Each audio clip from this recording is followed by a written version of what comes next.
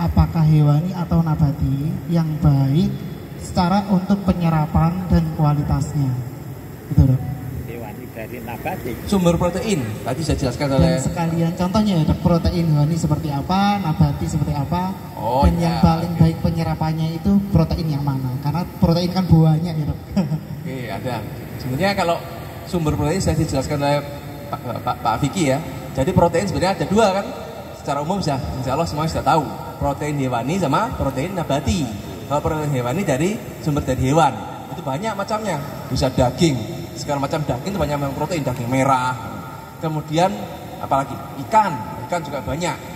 Kemudian telur, itu juga ada sumber protein hewani. Kemudian apalagi protein-protein olahan juga. Kemudian sumber itu. Kalau protein hewani insya Allah kita sudah banyak mengetahui ya, daging, ikan, telur, dan olahan-olahannya. Kemudian protein nabati itu juga banyak, dan itu juga tidak kalah pentingnya juga.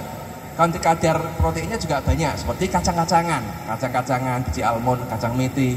Kemudian yang sering kita makan, walaupun mungkin nggak berbentuk kacang ya, asam urat. Oh ya, nanti masalah nanti ada edukasi tersendiri. Oke, yang tidak berbentuk kacang tapi kita sering makan apa? Tapi hasilnya dari kacang kedelai ya, tahu tempe itu kan tahu bukan seperti kacang, tapi itu dari kacang kedelai. Itu juga ya, itu tahu tempe itu banyak sekali apa ya, makanan pokok ya. Beberapa macam sayuran juga. Sebenarnya ada beberapa. Kemudian di produk-produk susu nutrisi itu juga ada yang disetting ada banyak proteinnya. Makanya proteinnya itu juga bisa penting untuk kebutuhan pembangun, karena protein kan kalau secara umum kan disebut juga zat pembangun.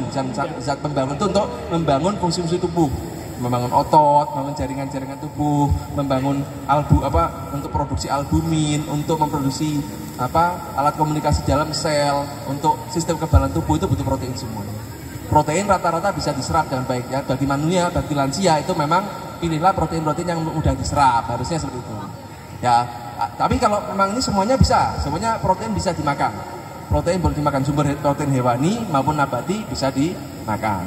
Tapi ada beberapa protein, misalkan protein whey protein, itu kan biasanya kalau misalkan di panjenengan semua mungkin pernah lihat iklan-iklan susu binaraga, susu diet atau whey protein. Whey pernah dengar nggak? Ya. Nah, itu salah satunya itu yang mudah dicerna dan mudah diserap. Ada yang protein yang lain selain whey itu memang lebih lama diserap, lebih lama. Tapi memang punya efek sendiri. Kalau misalkan yang butuh dia itu butuh protein-protein yang bukan whey protein itu untuk menambah rasa kenyang. Biar kalau misalkan makan nggak mudah diserap dan memberi rasa penuh pada perut sehingga tidak terlalu gampang lapar.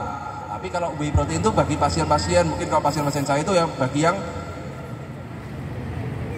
baru sembuh dari sakit, baru sembuh dari operasi, atau mungkin penyembuhan dari penyakit infeksi, atau habis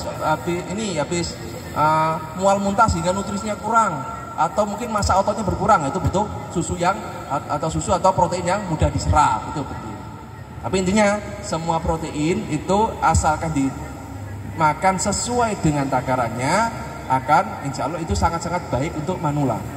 Kalau tadi ada tanya asam urat gimana? Oh itu sendiri, karena kacang-kacangan memang banyak purinnya juga, ada asam urat. Tapi ini kalau berbicara secara konteks protein semuanya baik, asalkan sesuai dengan takarannya, sesuai dengan kondisi medis masing-masing. Oke, terima kasih Dokter Yo.